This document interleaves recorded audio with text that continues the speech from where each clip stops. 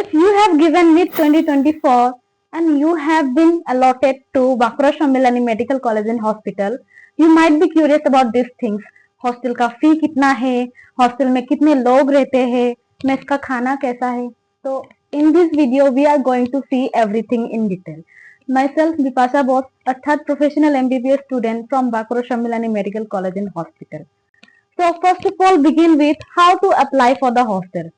If you have taken admission, then you might have definitely got an application form for hostel. तो उसको आपको पहले fill करना है along with an written application जिसमें आप मेंशन करोगे अपना घर का address along with the distance from your house to the college. ठीक, जैसे कि मेरा था 750 किलोमीटर. अकॉर्डिंगली आप अपना फिल कर लो. उसके बाद आपको एक एड्रेस प्रूफ वहां पर अटैच करना होगा. लाइक आधार का आप जेरोक्स करके अटैच कर दो. ये 3 चीज आपको सबमिट करना होगा. या तो आपने सबमिट कर भी लिया होगा या फिर जो लोगों ने नहीं किया अभी तक उनको सबमिट करना होगा. To home? हॉस्टल मॉनिटर या फिर हॉस्टल सुपरिटेंडेंट या फिर स्टूडेंट सेक्शन. ठीक. Then next, when will you get the hostel? अभी तक आपका क्लासेस शुरू नहीं हुआ है. बहुत लोग ऐसे होंगे जिनको हॉस्टल शुरू में ही चाहिए होगा एंड बहुत लोग ऐसे होंगे जो शुरू से ही बाहर रहना चाह रहे होंगे. तो हॉस्टल कब मिल सकता है? हॉस्टल आपको मिल सकता है मिनिमम 1 to 2 वीक्स में या फिर मैक्सिमम 3 to 4 मंथ्स में. Why this is so? Because of the distance from your house to hostel. जैसे कि मैंने पहले बोला, जिनका घर दूर है उनको पहला प्रायोरिटी दिया जाता है. जैसे मुझे लगभग 1 to 2 वीक्स बाद हॉस्टल मिल चुका था एंड बहुत लोगों को 3-4 महीने बाद मिला था बिकॉज ऑफ द डिस्टेंस. तो आप सोच समझ के फिल करना अपना डिस्टेंस को. एंड जो 1 to 2 मंथ होगा या जितना भी वेटिंग का पीरियड है वो आप कहाँ वेट करोगे? बहुत लोग पीजी में रहने लगते हैं एंड बहुत लोगों को आदत नहीं होती है. तो where I stayed was a dormitory. तो हॉस्टल में ही एक रूम होता है जहाँ पर 10 से 14 लोग एक साथ मिलकर रहते हैं या फिर कॉमन रूम्स भी होते हैं जहाँ 5-6 लोग एक साथ रहते हैं. तो वो आप आओगे, हॉस्टल मॉनिटर को बोलोगे तो वो आपको एक सही जगह पे अलॉट कर देगा. फिर वहां वेट करते करते आपको हॉस्टल रूम मिल जाएगा. सो मान लो कि आपको हॉस्टल का रूम मिल चुका है. Then how many people live together? तो फर्स्टली सिंगल रूम आपको कभी नहीं मिलेगा in the case of ladies hostel. Boys hostel का I don't know, but ladies hostel में सिंगल सीटर वाला रूम अवेलेबल नहीं है. ट्रिपल सीटर वाला रूम अवेलेबल है. तो 3 लोग मिलकर रहेंगे. एंड ये 3 लोग कौन कौन हो सकते हैं? आपका बैचमेट हो सकता है, सीनियर भी हो सकते हैं एंड जूनियर भी हो सकते हैं. तो इट डिपेंड्स अपॉन आपका अलॉटमेंट किसके साथ होता है. एंड उसके बाद और एक इम्पॉर्टेंट बात, हॉस्टल में आपको क्या क्या मिलेगा फर्नीचर में. तो firstly bed is the most important thing जो आपको मिल जाएगा. टेबल एंड चेयर, ये 3 बेसिक चीज आपको हॉस्टल में मिल जाएगी. उसके अलावा रैक, बुक रैक जो है आपको मिल भी सकता है, नहीं भी मिल सकता है, depending upon the availability of the book racks. And अगर गवर्नमेंट ने सप्लाई कर दिया तो वो आपको इजिली मिल जाएगा. एंड और एक इम्पोर्टेंट बात, अलमीरा. आपको अलमीरा नहीं मिलेगा, बिल्कुल नहीं मिलेगा हॉस्टल से. वो आपको खरीदनी पड़ेगी. खरीदेंगे कहाँ से? खरीदने के लिए आपको बाहर कहीं जाने का जरूरत नहीं है. आपको वो मिल जाएगा हॉस्टल में ही, सीनियर्स से मिल जाएगा. लाइक जो सीनियर्स लोग छोड़ के चले जाते हैं तो उनका अलमीरा रह जाता है जो वो लोग बेच के जाते हैं. तो जिन्होंने भी अभी तक पास आउट कर लिया होगा आप उनसे कांटेक्ट करो. आप जब आओगे तो आप हॉस्टलाइट्स वाला एक ग्रुप में ज्वाइन होगे. उस ग्रुप में ज्वाइन होने के बाद आपको अलमीरा for sale, cooler for sale, rack for sale, बहुत कुछ आपको देखने को मिल जाएगा. वहां से आप ले सकते हो. तो सबसे अच्छा क्या रहेगा, आप कुछ दिन वेट कर लो एंड उसके बाद अफोर्डेबल प्राइस में ले लो. प्राइस रेंज अराउंड 4 to 5,000 रहता है फॉर सेकेंड हैंड अलमीरा. एंड अगर आप बाहर से नया खरीदना चाहते हो वो 8-9 हजार के करीब आपको पड़ेगा. एंड उसमें भी आपको ट्रांसपोर्टेशन चार्ज लग जाएगा एक्स्ट्रा. प्लस आप जब बेचोगे तब भी आपको उतने में ही बेचना थोड़ा मुश्किल हो जाएगा आपके लिए। तो आई वुड से कि थोड़ा वेट कर लो, सेकेंड हैंड आप खरीद लेना।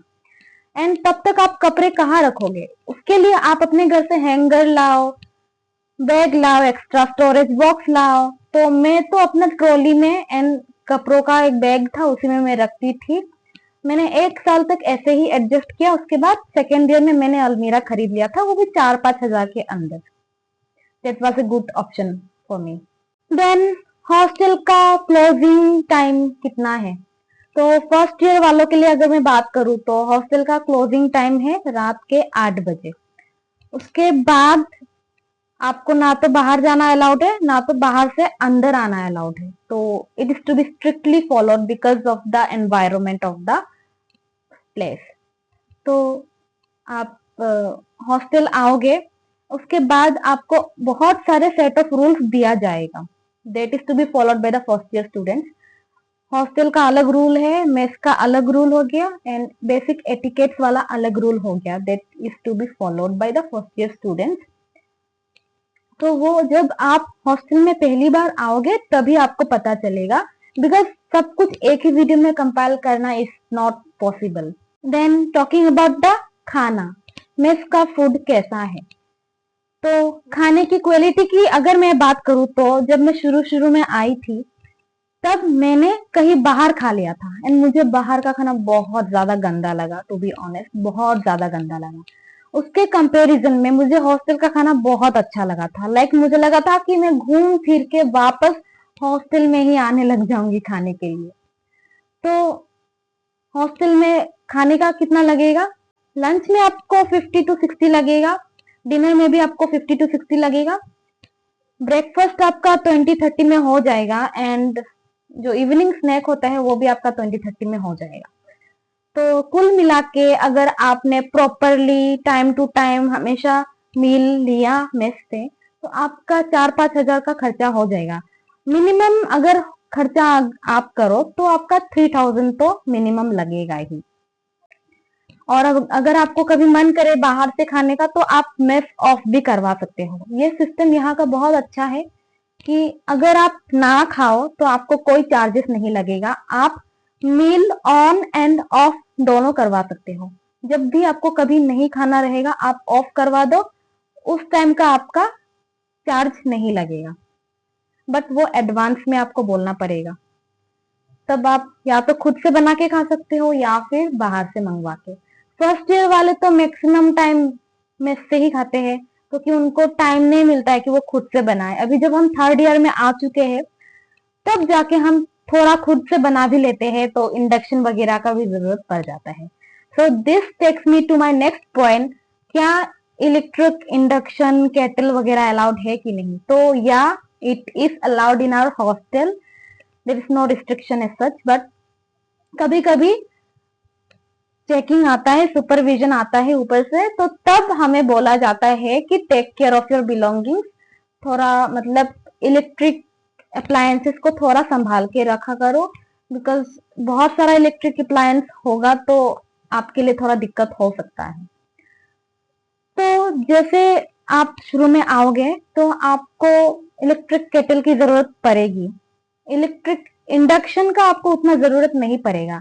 एंड मैं कहूंगी कि इंडक्शन तो आप शुरू में मत भी खरीदो, क्योंकि आप रूम में आओगे, वहां पे कौन होंगे नहीं होंगे, उनके साथ आपको शेयरिंग में मिल जाएगा। तो आप इंडक्शन का बाद में देख लो, पहले तो अपना बेसिक मिनिमम वाला जो रिक्वायरमेंट्स है लाइक प्लेट, चम्मच, कटोरा, ग्लास, ये सब आप लेकर आओ अलोंग विथ इलेक्ट्रिक केटल अगर आपको जरूरत हो तो। मैंने कुछ नहीं लिया था। Then coming to hostel fee, hostel fee as you all know 12 rupees per month ही है ओनली, जो कि मैंने अपना फी स्ट्रक्चर वाला वीडियो है उसमें भी शेयर किया हुआ था। तो it is very very affordable, and जो 12 रुपीज है वो आपको हर मंथ देना भी नहीं पड़ेगा, because it is already taken as an advance. आपके एडमिशन के टाइम पे भी वो ले लिया गया था, एंड जब आप हर एनुअली जब आप फी दोगे तब उसमें वो खुद ही इंक्लूडेड होगा 144 रुपीज पर ईयर। तो आपको 12 करके देना कभी नहीं पड़ेगा। The only amount you need to pay is 50 rupees per month as hostel maintenance fee hostel monitor के पास। जो हॉस्टल मॉनिटर कौन होते हैं? हॉस्टल मॉनिटर्स होते हैं हमारे सेकंड प्रॉप के students, and assistant hostel monitors होते हैं पासिंग जो सेकेंड ईयर में जाने वाले हैं वो।